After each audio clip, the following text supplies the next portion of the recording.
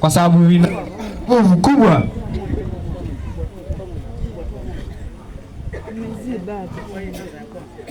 Watoto, hii ni kali sana, naomba tusogee pembeni. Sio kama unavyofikiria. Watoto,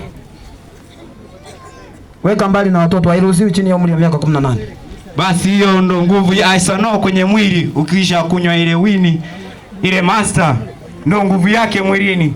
Ewe mzazi, ewe kaka, jiulize ni nguvu gani hiyo. Basi napaswa usifanye hivyo, usiitumie. Utoa master, jua kwamba hiyo ni drug abuse, ni madawa ya kulevya. Tambua wazi kwamba hata hivyo mwilini ndo nguvu yake. Ndio maana mwisho wa siku kama serikali ambayo tunapata elimu chapo chingoliti.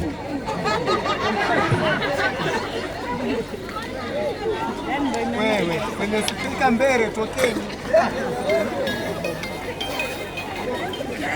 Nadhani wote tumeshashuhudia hiyo ndo nguvu ya Isano mwilini. Pombe ukisha kunywa sasa ndo nguvu ambayo inaweza kuharibu afya yako mwilini.